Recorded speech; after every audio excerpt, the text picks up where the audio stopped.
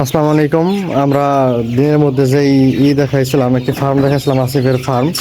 তো আসিফের ফার্মে বর্তমান সময়ে সোনালী মুরগি পালনের পালন করা হচ্ছে এবং এই পালনের প্রথম পর্যায়ে রয়েছে মুরগিগুলো, অর্থাৎ গ্রোয়িং পর্যায়ে রয়েছে।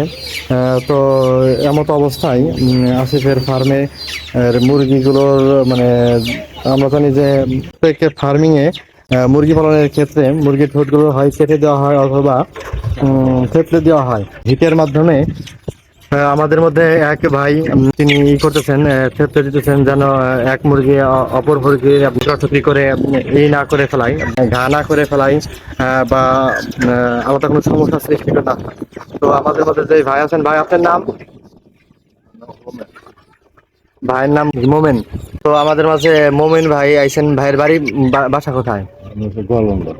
আচ্ছা, সুদূর গলন্দ থেকে আমাদের ফরিদপুরে বমিন খেরহাটে মোমেন ভাই আসছেন। তো তিনি ভাই আগে তো ঠোঁট কেটে দেওয়া হইতো, তো কাটার সমস্যাগুলো কি কি?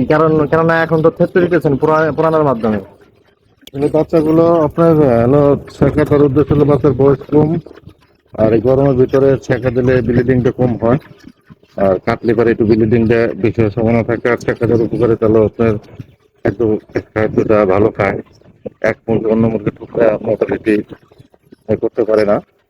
হ্যাঁ, সময় মতো নতুন চলে আসে, গ্রোথ আসে আর কি। সেই ক্ষেত্রে আর কি মুরগির ছেঁকা দেওয়া লাগে। তো ভাই বললেন যে শাখা দেওয়ার ক্ষেত্রে আর একটা বড় কারণ হলো, যদি ঠোঁট কাটা হতো তো তাহলে ওই ক্ষেত্রে ব্লিডিংটা বেশি হতো, পাশাপাশি আপনি খাদ্য গ্রহণ একটু দেরিতে করতো। তো খাদ্য গ্রহণ যদি দেরিতে করে, সেই ক্ষেত্রে দেখা যায় যে মুরগির গ্রোথ যা হওয়ার কথা ছিল সময়ের তুলনায় কমে আসে। তো ভাই সেই জন্য আগুনের শাখার মাধ্যমে ঠোঁট থেতলে দিতেছে। এতে দেখা যাচ্ছে যে মুরগিগুলোর মানে খাবার খাইতে খুব বেশি সময় নেবে না, মুরগির ব্লিডিংও কম হবে। আমাদের ফরিদপুর এবং গলন্দর মধ্যে, রাজবাড়ির মধ্যে যদি আপনাদের কারো এই মোমেন ভাইয়ের সাহায্য বা সহযোগিতা প্রয়োজন হয়, তিনি একজন দক্ষ এবং অভিজ্ঞতা সম্পন্ন ব্যক্তি। তো তার দক্ষতা এবং অভিজ্ঞতার বলেই কিন্তু তিনি কাজগুলো দেখেন কি দ্রুততার সাথে করে যাচ্ছেন। হ্যাঁ, এতে তার হাতেও কিন্তু দেখা দেখা যাচ্ছে, বা আমরা দীর্ঘ সময় ধরে দেখছি কোনো দুর্ঘটনার শিকার হচ্ছে না মুরগিগুলো, বা আগুনের ছাকা এক স্থান থেকে অন্য স্থানেও লাগছে না। এতে দেখা যাচ্ছে যে আমার বড় প্রজেক্টের ক্ষেত্রে কোনো বাচ্চার অ্যাক্সিডেন্ট ঘটতেছে না, আমার কাজটাও দ্রুততার সাথে সম্পূর্ণ হইতেছে। আর এই কাজটাও ভাইয়ের দক্ষতা, যেহেতু ভাই আপনার দক্ষতা কতদিনকার? 2 বছর। ভাই আমি বললেন এই যে পেশায় শুরু থেকে এই পেশায় আর কি ইন্টার পরীক্ষা দেওয়ার পর থেকেই এই পেশার সাথে জড়িত আর কি। ভাই মাঝে শেয়ার করলেন, সে কথাটা হলো ভাইয়ের এই বয়স পর্যন্ত আইছেন, তো ইন্টার জীবনের পর থেকেই কিন্তু দীর্ঘ 20 বছরের জীবন পাড়ি দিচ্ছেন কিন্তু এই পেশার মধ্য দিয়ে। এজন্যই কিন্তু আসলে তার কর্মদক্ষতা এতটাই প্রবল। কাজ তিনি চালিয়ে যাচ্ছেন। যদি ভাই শুধু এই কাজটা করে থাকেন না, যদি আপনাদের ভ্যাকসিনেটের প্রয়োজন হয়, ভ্যাকসিনেশন করানোর জন্য ভাইয়ের সাথে আপনারা যোগাযোগ করতে পারেন। তো যেই ফার্মে আইছি এই সে আমাদের আসিফ। তো আসিফের এই ফার্মে আচ্ছা, তোমার মুখ সামনে লাগাই দেবো।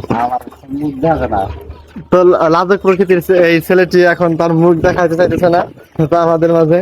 সেই উদ্দেশ্যে আমরা এখানে করতেছিলাম, ভিডিও করতেছিলাম যে কারেন্টের হিটের মাধ্যমে মুখে ছাকা দিয়ে ঠোঁটের সম্মুখ ভাগের অংশটা পুড়িয়ে দেওয়া হচ্ছে ইসের কারেন্টের হিটের মাধ্যমে।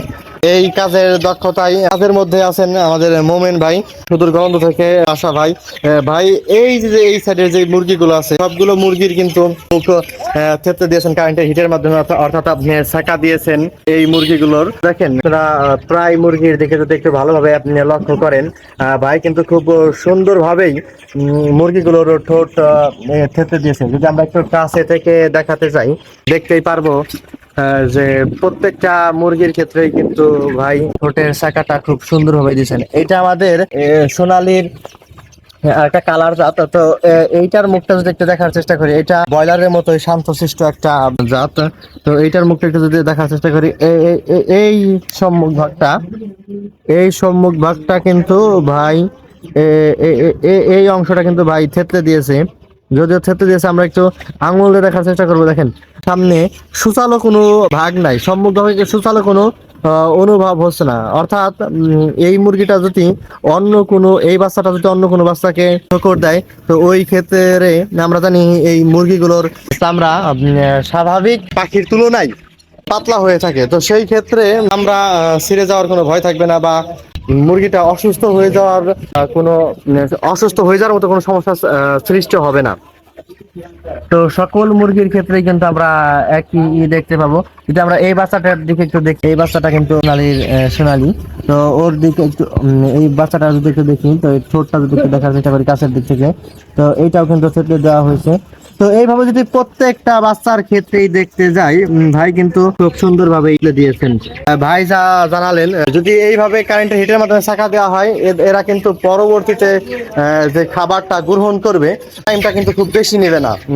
স্বল্প সময়ের মধ্যেই বা পরবর্তী খাদ্য গ্রহণের যদি তাদের চাহিদা সৃষ্টি হয়, তো ওই ক্ষেত্রে কিন্তু তারা খুব দ্রুতই খাদ্য গ্রহণ করবে। আর একটা জিনিস আপনাদের সামনে একটু উপস্থাপন করি, সেটা হলো মুরগিগুলো কিন্তু এখান থেকে এই মাত্রই দেখতে পেলাম যে খাবার গ্রহণ করতেছে। যদি কাটা হইতো সামনে, ঠোঁটের সামনে যে ব্লিডিং হতো, জ্বালা যন্ত্রণা বেশি হতো। তো ভাই আপনি যা বললেন, কাটার তুলনায় তো এই ক্ষেত্রে জ্বালা যন্ত্রণা বাচ্চার কম হয়, তাই না? তো ভাই গরমের দিন, তো গরমের দিনে এই এই এই বয়সের শাখাটাই বেটার হয় আর কি। হ্যাঁ, কাটতে পারে একটু গরমের দিনে রক্তগুলো পাতলা হয়ে থাকে, মুরগিটা পাতলা হয়ে থাকলে যত ভালো করে শেখাতে হোক, কিন্তু তারপরে কিন্তু সম্ভাবনা থাকে আর কি। তো শেখাটাই বেটার আর কি। আচ্ছা আচ্ছা আচ্ছা।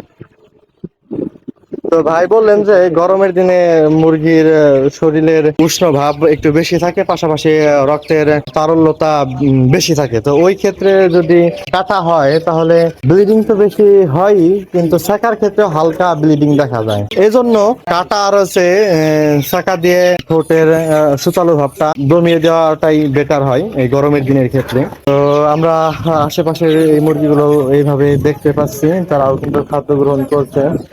তো ভাই এই এই ক্ষেত্রে যেমন এখন যেহেতু আপনি এই হিট দিচ্ছেন, তো এই ক্ষেত্রে আপনি আর কি কি বলতে চান সাধারণ পর্যায়ে যারা আছে? না, থাকার পরে বলতে যারা এই কমার্শিয়াল বলে তাদের তো অবশ্যই এই 15-20 দিনের মধ্যে টাকাটা দিলেই ভালো হয়। আর ওটা যে উপকারিতা, যে আপনার খাদ্যটা সঠিক ভাবে খাইতে পারে অন্য মুরগির। টাকাটা 15 থেকে 20 দিন পর দিতে হয়। হ্যাঁ, টোটাল 15-20 দিনের মধ্যে ভালো হয় আর কি।